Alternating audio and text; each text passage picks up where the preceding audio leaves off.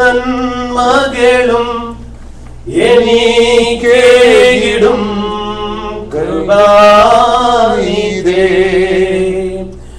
യാചിക്കാത്ത നന്മകൾ പോലുമീ എനിക്കേകിയോനെ സ്തുതി. യാചിക്കാത്ത നന്മകൾ പോലുമീ എനിക്കേകിയോനെ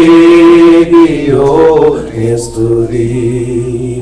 നന്ദിയോടെ ഞാൻ സ്തുതി പാടിടും എന്റെ യേശുനാഥാ. എനിക്കായി നീ ചെയ്തോരോ നന്മയ്ക്കും ഇന്നു നന്ദി ചൊല്ലുന്നു ഞാൻ. Praise the Lord. ഹല്ലേലൂയ. എത്ര പേര് പകൽക്കാലം കർത്താവിന്റെ സന്തോഷത്തോടെ ഇരിക്കും? ദൈവത്തെ സ്തുതിച്ച്. ഹല്ലേലൂയ. ഇന്ന് പകൽക്കാലം നിങ്ങളുടെ മധ്യത്തിലായിരിക്കാൻ ദൈവം എനിക്ക് തന്ന അവസരത്തിനായി ദൈവത്തെ സ്തുതിക്കുന്നു. ദൈവമക്കളുടെ ജീവിതത്തിൽ യാദൃച്ഛികം എന്ന് പറയാൻ പാടില്ലെന്നുള്ള വിശ്വാസക്കാരനാണ് ഞാൻ. എന്നാൽ ഇന്ന് ഇവിടെ വരാനുള്ള മുഖാന്തരം ഞാൻ വളരെ സ്നേഹിക്കുകയും ബഹുമാനിക്കുകയും ചെയ്യുന്ന പ്രിയ ജോയിച്ചാനോട് ചേർന്ന് ഇതിനു മുമ്പ് ചില അവസരങ്ങളിൽ ഇവിടെ കടന്നു വരുവാൻ ഈ അവസരം തന്നിട്ടുണ്ട്. ഈ പകൽക്കാലം നിങ്ങളുടെ മധ്യത്തിൽ ആരാധനയ്ക്ക് വേണ്ടി ഞാൻ പ്രത്യേക ഒരു ആവശ്യത്തോടുള്ള ബന്ധം ഇവിടെ വന്നപ്പോൾ ആരാധനയ്ക്ക് പോകണം എന്നുള്ള ആഗ്രഹം വന്ന് പ്രാർത്ഥിച്ചു. ദൈവത്തിന്റെ ആത്മാവ് ഇങ്ങനെ ഒരു ഡിറക്ഷൻ എനിക്ക് തന്നു. ഇവിടെ വന്ന് ആരാധന തുടങ്ങിക്കഴിഞ്ഞപ്പോൾ എനിക്ക് മനസ്സിലായി ദൈവത്തിന്റെ ആത്മാവിന്റെ ഡിറക്ഷൻ കറക്റ്റ് ആയിരുന്നു. ദൈവത്തിന്റെ സ്തോത്രം. നിങ്ങളോട് ചേർന്ന് ദൈവത്തെ ആരാധിപ്പാൻ ഈ പകൽക്കാലം കർത്താവ് എന്നെയും സഹായിച്ചതോ ദൈവത്തെ. ആത്മാവിന്റെ സാന്നിധ്യം ഇവിടെ ഉണ്ട്. ആത്മാവിന്റെ ചൈതന്യം ഇവിടെ വ്യാപരിച്ചുകൊണ്ടിരിക്കുന്നു. കർത്താവ് ചില പ്രവൃത്തികൾ ചെയ്യുവാൻ ആഗ്രഹിക്കുന്നു. നല്ല ആലോചന, ദൈവത്തിന്റെ വചനം നമ്മുടെ മധ്യത്തിൽ വിതറിക്കഴിഞ്ഞു. ദൈവത്തിന്റെ സ്തോത്രം. ഫലമുളവാക്കുന്നത് വചനത്താലാണ്. ഹല്ലേലൂയ. വചനത്താലാണ് അത്ഭുതങ്ങൾ നടക്കുന്നത്. വചനത്താലാണ് സൃഷ്ടി നടക്കുന്നത്. വചനത്താലാണ് കറക്ഷൻസ് നടക്കുന്നത്. വചനത്താലാണ് വിടുതൽ നടക്കുന്നത്. വചനം ഇവിടെ പ്രഘോഷിക്കപ്പെട്ടു. എനിക്ക് ഇന്ന് പകൽക്കാലം തുടർന്ന് വചനം ശുശ്രൂഷിപ്പാൻ ഒരു പ്രേരണ ഇല്ല. എന്നാൽ ഒന്നേടെ കാര്യങ്ങൾ ദൈവത്തിന്റെ ദാസന്മാർ ഇവിടെ സംസാരിച്ച വിഷയത്തോട് ചേർന്ന് ചില കാര്യങ്ങൾ പറഞ്ഞ് പ്രാർത്ഥിപ്പാനാണ് ഇന്ന് പകൽക്കാലം എനിക്ക് ഒരു ഡയറക്ഷൻ തന്നിരിക്കുന്നത്. ഇവിടെ കഷ്ടതയെ കുറിച്ച് പറയുവാനിടയായി. കഷ്ടത എന്നുള്ളത് ഒരു ടെമ്പററി ഒരു സ്റ്റാറ്റസ് ആണ്. ദൈവത്തിന്റെ സ്തോത്രം. കഷ്ടത എന്നുള്ളത് ഒരു പെർമനന്റ് അനുഭവമല്ല. കഷ്ടത വരുവാൻ പല കാരണങ്ങളുണ്ട്. അതിൽ ഒരു കാരണത്തെ കുറിച്ചാണ് രണ്ടാമത് സംസാരിച്ച ദൈവത്തിന്റെ ദാസൻ നമ്മളെ ഓർപ്പിച്ചത്. വാഗ്ദത്ത ദേശം എത്തിപ്പെടുവാൻ, കൈവെത്തി പിടിക്കുവാൻ അല്പം അവശേഷിക്കുമ്പോൾ നമ്മൾ വണ്ടറിങ്, ഹല്ലേലൂയ, നമ്മുടെ സ്തോത്രം, ഹല്ലേലൂയ, നമ്മള് ഇങ്ങനെ ലക്ഷ്യം തെറ്റിയവരെ പോലെ അലയേണ്ടി വരുന്നതിന്റെ കാരണം എന്ന് പറഞ്ഞ ഒന്ന് അനുസരണക്കേടാണ്. യോബിന്റെ പുസ്തകത്തിൽ അത് വ്യക്തമായിട്ട് പറഞ്ഞിട്ടുണ്ട്. ഒരു വാക്യം നിങ്ങളുടെ മുമ്പിൽ ഒന്ന് വായിപ്പാൻ ആഗ്രഹിക്കുന്നു. ദൈവത്തിന് സ്തോത്രം. യോബിന്റെ പുസ്തകം 36-ാം അധ്യായം. ദൈവത്തിന് സ്തോത്രം. യോബിന്റെ പുസ്തകം 36-ാം അധ്യായം അതിന്റെ 8ഉം 9ഉം വാക്യങ്ങൾ ഒന്ന് വായിച്ചാൽ. അവർ ചങ്ങലകളാൽ ബന്ധിക്കപ്പെട്ട് കഷ്ടതയുടെ പാശങ്ങളാൽ പിടിക്കപ്പെട്ടാൽ അവൻ അവർക്ക് അവരുടെ പ്രവൃത്തിയും അഹങ്കരിച്ചു പോയ ലംഘനങ്ങളും കാണിച്ചു കൊടുക്കും. ദൈവത്തിന്റെ സ്തോത്രം. അവർ കഷ്ടതയുടെ, അവർ ചങ്ങലകളാൽ ബന്ധിക്കപ്പെട്ട് കഷ്ടതയുടെ പാശങ്ങളാൽ പിടിക്കപ്പെട്ടാൽ അവൻ അവർക്ക് അവരുടെ പ്രവൃത്തിയും അഹങ്കരിച്ചു പോയ ലംഘനങ്ങളും കാണിച്ചു കൊടുക്കും. ഇന്ന് പകൽക്കാലം ദൈവത്തിന്റെ ആത്മാവ്, ഹല്ലേലൂയ, നമ്മുടെ ലംഘനങ്ങള് സ്തോത്രം നമുക്ക് വേണ്ടി വെളിപ്പെടുത്തി തരുന്ന ദൈവമാണ്. സ്തോത്രം. ഇനിയും ഒരു വാക്യം കൂടെ വായിച്ച് ഞാൻ ആ ഭാഗം അവസാനിപ്പിക്കാൻ ആഗ്രഹിക്കുന്നു. യോബിന്റെ പുസ്തകം 11-ാം അധ്യായത്തിൽ അതിന്റെ 14 മുതൽ താഴെയുള്ള വാക്യങ്ങൾ വായിച്ചു. നിന്റെ കയ്യിൽ ദ്രോഹമുണ്ടെങ്കിൽ അതിനെ അകറ്റുക. നീതികേട് നിന്റെ കൂടാരങ്ങളിൽ പാർപ്പിക്കരുത്. അപ്പോൾ നീ കളങ്കം കൂടാതെ മുഖമുയർത്തും. നീ ഉറച്ചു നിൽക്കും, ഭയപ്പെടുകയുമില്ല. അതേ, നീ കഷ്ടത മറക്കും. ഒഴുകിപ്പോയ വെള്ളം പോലെ അതിനെ ഓർക്കും.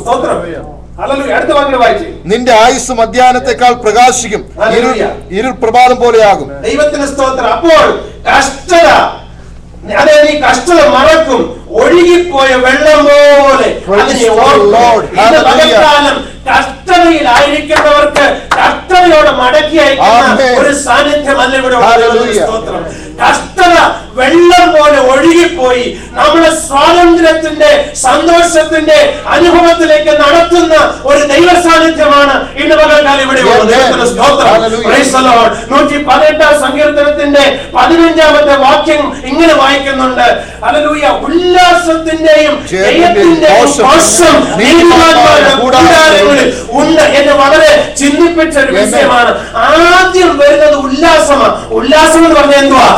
വർദ്ധിച്ച സന്തോഷത്തിന് ഉല്ലാസം എന്ന് പറയുന്നത്. ഒരു ഇൻക്രിമെന്റ് കിട്ടുമ്പോൾ ഉണ്ടാകുന്ന ചെറിയ സന്തോഷമല്ല ഉല്ലാസം. എനിക്കൊരു സ്തോത്രം. ഒരു ടെമ്പററി ആയിട്ട് ഉണ്ടാകുന്ന ഹൃദയത്തിൽ ഉളവാകുന്ന ഒരു ചെറിയ സന്തോഷമല്ല ഉല്ലാസം.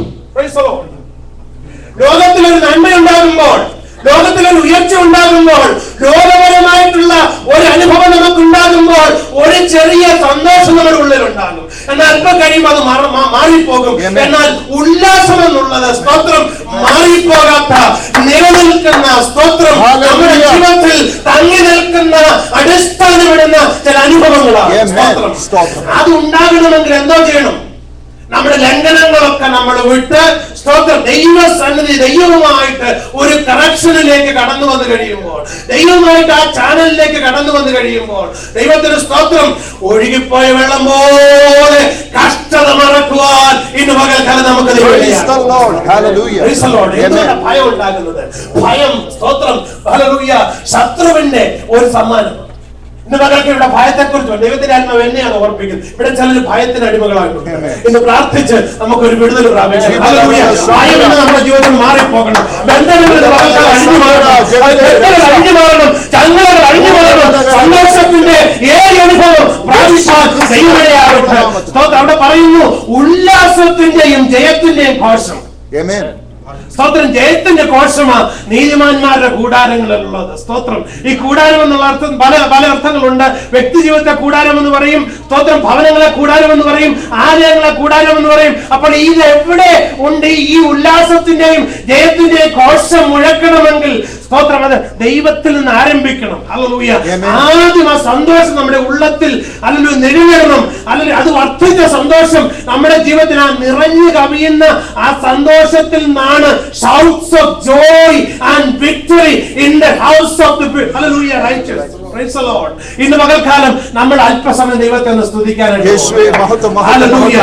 ചില വ്യക്തികൾക്ക് വേണ്ടി പ്രാർത്ഥിപ്പാൻ ദൈവത്തിന്റെ ആത്മാവ് പ്രേരണ തരുന്നുണ്ട്. അത് ഭയത്തിന് അടിമകളായി, വ്യാകുലത്തിന് അടിമകളായി ഹല്ലേലൂയ മുൻപോട്ട് നോക്കുമ്പോൾ വളരെ നിരാശപ്പെട്ടിരിക്കുന്ന ആശങ്കകൾ ഹൃദയത്തിൽ നടുങ്ങിച്ചിരിക്കുന്ന ചില ജീവിതങ്ങൾ ഇവിടെ ഉണ്ടെന്ന് ദൈവത്തിന്റെ ആത്മാവ് ഓർപ്പിക്കുകയാണ്. അവർക്ക് വേണ്ടി പ്രാർത്ഥിപ്പാൻ ദൈവത്തിന്റെ ആത്മാവ് പ്രേരണ തരുന്നു. Glory to God. Hallelujah. നമുക്ക് ദൈവസന്നിധിയിൽ എഴുന്നേറ്റ് നിൽക്കാം. നല്ല ദൈവവചനങ്ങൾ നമ്മൾ കേൾക്കുന്നു.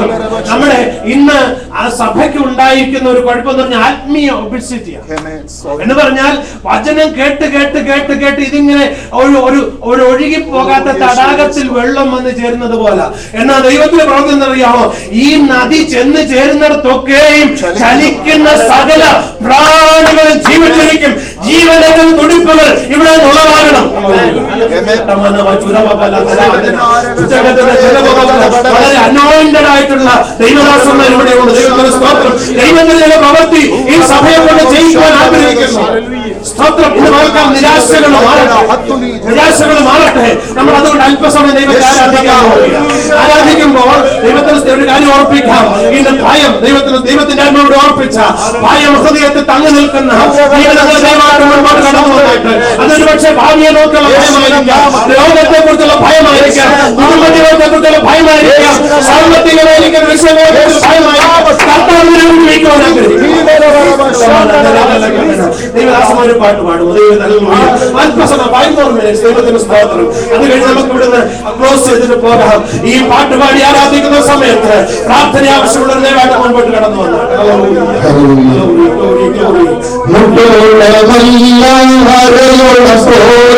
വലിയൊരു